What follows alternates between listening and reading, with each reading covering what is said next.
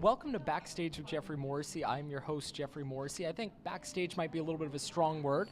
Yeah, well, there isn't a backstage at this venue, so we are in a Chinese restaurant, and it is lovely. Exactly, but the company more than makes up for it. Barnes, Courtney, thank you so much for taking the time today. Dude, this is great. I just ate an entire fish, and a plate of shrimp, and Really? a plate of vegetables. That's what the robe will do to you, make you quite hungry. Yeah, I just love food. Even if I don't even feel that hungry, I just love to eat. If I could, I would regurgitate the things I'd eaten into like the perfect original form and then eat it several times over. That sounds ideal. In the future, that's what I want life to be like. There's an episode of SpongeBob where it happens. You should Really? watch it. Yeah. I'll have to check that out. I'll get on that. Honestly, it's great. Great food for thought. Now, is this the Chinese food? Is this one of your favorites, a go-to when you're in different cities, or? I don't usually go for Chinese food, but this place is pretty traditional. I actually really liked it. Yeah. I was just being lazy and came in because it was next door to the venue, but actually it was great. I look forward to trying it at some point. We have these soy coconut milk drinks, I think. I'm They're not quite goddamn sure. delicious. They are. Yeah. And Like- what's your go-to drink usually? Because you are playing at a bar tonight, so it would have been a more appropriate question there, I guess. But this is pretty cool too. I love like a really peaty whiskey, Oh, there you go. like a real smoky scotch like Lafroig or Talisker or Nika. That'll get the job done. Yeah, for the sure. kind of stuff that tastes like you're sucking on a burnt oak tree. You know, like Yeah. kind of thing you should really be like an elderly man with an enormous beard sat in an armchair by a fireplace to appreciate.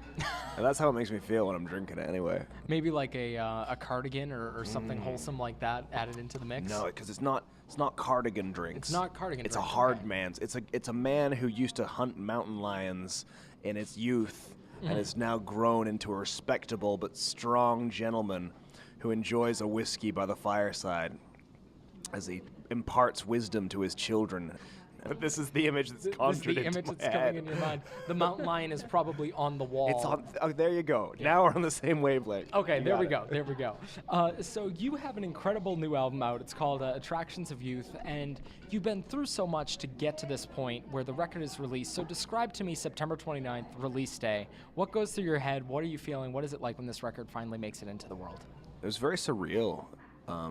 I spent a lot of time struggling to try and even put a record out, and failed the first time around with Island Records. Ultimately, the record was shelved because the producer who was written into the contract never delivered it. Oh, God. So, you know, I actually developed quite a lot of anxiety and depression and like a whole host of problems from that whole part of my life because all I'd ever known was this upward trajectory from my first band at 14 to winning Battle of the Bands, being on national TV in this competition, like a big Battle of the Bands on BBC Channel 4. Is it owned by the BBC? I don't know. It doesn't matter. You know, then I signed my deal and I got management, and then suddenly I woke up from this fantastic bubble where everything was taken care of for me, and I was 23 and jobless and homeless. And that took a huge toll on me. So when I signed my second deal, I was more quiet than I'd ever been in my whole life because I was just so beaten down by this whole process. It's like people in relationships who have had so many horrible breakups that they meet the perfect person and then suddenly they freak out because there's a part of your brain that just can't quite believe that it's going to be okay. And a lot of that came back when the record was released. It's all these confessional diary entries from how I was feeling and what I was going through, and I put so much time and effort and work into it, and I put everything I had and my heart and soul into it, and you just think, well, what if people don't like it? And of course, there are going to be people who don't, and people who do. You have to be able to let go and deal with all that, but it was a hugely mixed experience emotionally, and a very powerful time. I'm sure, and I can only imagine. And then, did these feelings also come with tour as well, or is it mainly just around the release? I think it was the release. It was this like judgment day, the moment of reckoning. I get it with my singles too, when they come out. And it's funny, it shouldn't really make a difference, and I certainly never think of chart positions or whether something will work on the radio when I'm writing. I just think about whether or not the song excites me, and am I saying something that's important to me, and do I think that, you know, this would connect with the people that it's about, or with my mom or my friends. But when it is there in that arena, you do certainly start to wonder and build up emotions about this arbitrary thing that is the pop charts or the alternative charts. Yeah. But touring is just nothing but bliss and fun. I mean, I feel so happy when I'm on the road.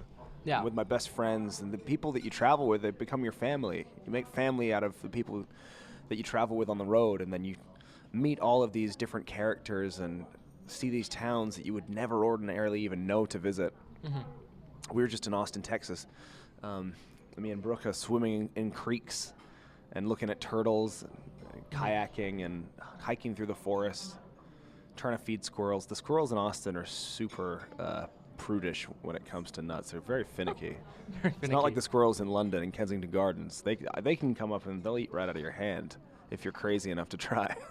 Really? See, that completely, that shocks me. I couldn't even imagine trying to do something like that. I think because it's cold in England a lot of the time, and like these animals, they get so desperate, you know. So here I am strolling along trying to be like a modern day Snow White, friend of the animals, savior of the trees. And they're like, you know what, this guy's kind of weirding me out, but I'm going to eat the nuts out of his hand because I'm going to die. This is my only option. This is my only... I swear to God, I have had like full-on... I've had a chaffinch fly down from the trees and sit in my open palm and eat seeds out of my hand. Yeah, I wasn't getting a lot of ladies then. You know, I was channeling my energy into other things. Channeling your energy into other things. And one of the things I'm always shocked by, just before this, reading a couple of interviews, watching some, it seems like you have just so many different stories from your life that like kind of pop up. So what would you say is one experience that really sort of, other than I guess the experience with the record label, that shaped you and got you to where you are today? Because I think at your core, you're really sort of a storyteller, and that shines through in conversation, in the record, in all aspects. I guess I credit my mom a lot for really instilling a love of performing in me. It's quite like a boring, average tale of just like a mother and son making stupid voices in the kitchen and singing along to the radio and making up parodies. You know, we used to just go on for hours together. I'd meet my mom and my little brother in the airport, and instead of driving off home like any normal person would do, we'd sit in the terminal for like 20 minutes, and I'd pretend to be like a disgruntled pool cleaner who was beaten by his father, while like they would pretend to be other characters. Like, it's just something that's very natural in my family, and we all do it. Yeah. Well, and that, when it's a family affair, it's usually good too. Like, if they're half as good as you, I can only imagine. I would love to be a fly on the wall in some of those situations. It sounds like a lot of fun. It's funny because I grew up thinking that me and my family were quite unusual. And then I met my management team and all the people that I associate now in music, and it's almost like I feel like the quiet one in the groups that I hang out with now. You know, like my manager Dave or my manager Matt, like, so, Bodge, you know, me and Dave, right? We were driving through Mexico and I had all this cocaine on me, and then we saw the blue lights behind us. I said, fucking hell, Dave, I'm not going to prison, not again. So he said, well, throw it out the car. And I said, I'm not doing that. They'll find it straight away. Know what I mean? So I ate the entire thing. Well, how much was it? Oh, I don't know. It was about an 8-ball. Give or take. Yeah, what happened? How did you deal with that? I mean, how did you not die? That's mind over matter, mate, innit? It's mind over matter. And then Dave will interject, Bonds, he didn't say a word for the entire journey, apart from, oh, can you turn the radio down, please? Turn the radio down, please. I can only imagine the question that you have to ask to get into that story. Like, it doesn't come up naturally in conversation. Yeah, I mean, you think that I'm full of, those guys are next level. Some of the things that they tell me are just insane, like, you know, gangsters that they've been involved with, or, you know, like diplomats or Cuban officials. Like, it's just ludicrous tales. Well, maybe next time let's make it happen. You, me, Brooke, and your management team, and we'll see there are 2 spots right there. We already have we got the place. It'll be a fun conversation. It's really interesting to note that oftentimes artists and performers are actually quite small people in their personalities when you meet them off stage. Oh, yeah. And a lot of the times, people who aren't performers are huge characters, the people who work behind the scenes. So you'd think it would be the opposite, you know? No, you totally would. And even I find people that like work backstage at venues, like the stories that they have from the people that are just pile in for 20 years, but it's never who you would think. And I guess that's the best way to put it. Yeah. Or the people who sing incredibly sad and depressing songs and you think they're going to be somber, those are always the ones that like are livening it up. And the comedians are the ones who are terribly depressed. Yeah, exactly. No, well, one of the funniest conversations I ever had, go figure, was with Julian Baker.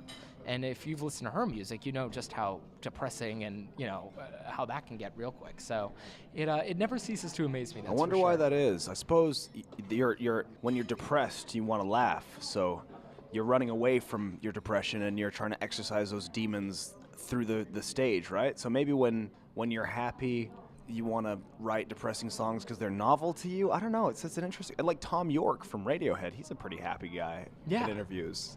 Well, and my thought of that, just sort of my armchair analysis. I obviously don't have a degree or anything, but or a whiskey. Or whiskey. True. Is that people? I guess they process what they're going through, and they're the ones who take the time to do the emotional unpacking, so that way they can get to a place where they're good. Okay, yeah. And then they can sort of tarry forward, and then people who just sort of like, oh, roses and butterflies, and never really do that. There's stuff at the surface. That's very wise, actually. I'm on board. There we go. That or whiskey. I'm not ready to discredit whiskey yet either. But you have one song, Champion, and there was a line in there from I believe the first verse that it kind of struck me. It's a hunger that drives me. And I feel like for a lot of people have that hunger, but the hunger for each person is different. So in your case, what's the hunger that drives you? Just to do what I love, to live properly. I think ultimately all anybody really wants to do is to be happy. And for me, that's performing and making music. I don't know, it's just always struck me from a very young age the importance of properly living your life. And as I got older and started to understand from different angles just how ludicrously insignificant we are, these tiny little specks of dust floating around in an inconceivable universe that's so mind-bogglingly large you couldn't even begin to approach an idea of its vastness. It doesn't make sense to do anything else. And to find myself for the first time in my life in a situation where I was handing out flyers and walking around these dismal gray buildings with gray skies and gray people with their gray dreams. It was just Gray. very shocking. It was just gray. It was just really shocking. And for whatever reason, I have a huge amount of hunger to live properly and have experiences and live my life because none of it matters ultimately, and none of it at all. So whatever your dogma, it always makes sense to have a great time and help others do the same. Retweet, for sure. Now, one of the things that from your work ethic I give you so much credit for, you played so many shows this summer with a broken foot, which how did it even cross your mind that you should probably cancel all of your dates? Because you kept a good amount of them. Like, how did you work through I hate canceling shows. I kept all of them, bar one show in London because my doctor told me I wasn't allowed to fly with a broken foot. But again, it's nothing to do with work ethic or willpower. I actually have very, very poor willpower and very poor work ethic. I did terribly in school. But that's the thing. If you can find something that you love that intensely, then it's not work, and it's still hard, and you still sweat, and you still get tired and feel beaten down. But at the end of the day, it feels good, and you never dread the sound of the alarm clock. So it didn't cross my mind that I was going to cancel shows. The only thing that I worried about was disappointing the people who were going to turn up, and how could I take that situation and make it into something that would be good or better. And actually, as it happened, it turned out to be a wonderful opportunity to add some theatrics and more drama to the shows. I was going to say, you got very creative with it, which I give you a ton of credit for. And it was so much fun. As you know, I got this hospital gurney, and I got a hospital gown. found a friend of mine to come and dress as a nurse and push me around the stage in this moving hospital gurney on wheels, and it was really fun. I mean, I took inspiration from Kurt Cobain's performance at Reading in the 90s, where he came out in a wheelchair and a hospital gown. Of course, he didn't have any broken feet, so we got up and played the set after that. But I just thought, well, that's such a captivating, powerful image. How can I take that and use it somehow? And I knew that I couldn't pull off a Dave Grohl where I just sit in one place, because a lot of these festivals, like, people don't give a shit who I am or what I've done to my foot. They're just sitting there thinking, well, impress me. Yeah. I've come out, I don't know who you are. What have you got? Yeah, it reminds me, Frank Turner did that too, I think, at either Reading or Leeds. He had the same thing, because he, I think, sprained his ankle the day before and did the same thing and had like I forget if it was a hospital gurney or the wheelchair like Kurt Cobain, but it's... Oh, did he really? Yeah. Oh, because I didn't know that. I'm a huge fan of Frank Turner, too. He was the first guest I ever had on this show. I feel like that weaves its way into every conversation, but no, he That's was... crazy. I was really big into him. I saw him the first time he ever played Wembley Arena. Oh, with Billy Bragg, that show? Uh-huh. And he got a tattoo live on stage and had his mom come out and play harmonica. Oh. Yeah. And my friend Sam was there, who I did a lot of this record with, who was in my last band. He's a really hilariously eccentric guy. He had to leave because he couldn't handle all the people. He was like, oh, fucking hell. Look at them all surging down there. Oh, God. Makes me feel sick. Makes you feel sick. Yeah, exactly. Gotta escape. Wembley's a very big place. Yeah, and then I ran into his bass player on a plane as well on my way to the States. Oh, really? Yeah, super nice band, really nice guys. Huh. Yeah, no, they're awesome, and one of the best live shows that you'll ever see, too. And then so this actually, it's a perfect segue into my next question. If you could sit next to anyone on a plane or bring anyone onto the tour bus with you, who would you want to bring? Oh, that's a great question. I don't know. That's really interesting. Yeah, I should really think about this stuff before, because I always get asked these questions. A cheat sheet? Yeah. Because I could just like pull something out of my ass, but I feel like if I actually had that opportunity, I would sit down and spend a really long time thinking about. It'd probably be some like philosopher or scientist or something, you know, like Neil deGrasse Tyson or somebody like that. Oh, he'd keep you entertained. I'd find that super interesting. But in music, I don't know, maybe Mick Jagger. I'm sure he'd have a couple of stories. Yeah. Thing is, if you think about it practically, I bet Mick wouldn't want to talk about all his rock and roll stories. He'd probably just want to sit there and like watch a movie and escape from it all for a while. He just had a kid. He'll be there with the iPhone and the pictures. Yeah. And like, can you believe how big? Yeah. Thanks, Mick. But like, I feel like Neil deGrasse Tyson would be up for a chat. Yeah, he would. For some reason, even though I don't know him. He's like the evangelist for science. Yeah, so exactly. He would definitely talk. He seems like, you know, in his interviews, like he's just up for talking to anybody about science. No, and I would be welcome to that opportunity too. And can you recall the strangest place where you've heard your music, either for the first time or one place where you're like, what the hell? I thought you were going to say something else then. Yeah, no. So we're not as liberal with that word in radio. Off the record. Where the weirdest place I heard my music? I mean, it's been weird to hear it, quite genuinely, to hear it in TV commercials and in movies. Just because I recorded a lot of the record in my friend's bedroom in a decommissioned old folks home in North London. Well, we lost our record deal, so Yeah. I moved in with my current girlfriend at the time, and he moved in to this, like, squat, basically. It's all been knocked down now, so it's quite nostalgic to talk about it. But it was just this like magical room that for some reason had these amazing acoustics, and all the wallpaper was peeling off, and there were all these mad people living in all the different rooms. And you know, we made the bass drum out of an old filing cabinet in the hallway, and the piano out of like this old piece of crap that was left over from the people that lived there before. So to see my music in these like grand commercials and grand films is really weird, because I made that record for nothing. Yeah. At all. But I don't know, just when you hear it in restaurants or, you know, like in a Red Robin or places like that, it's pretty funny. Imagine if it came on right now. If someone overheard and like all of a sudden glitter and gold. Oh, there we go. But this will be my last question for you. I know you all have a jam-packed night. Who are you listening to right now? Who has your ear?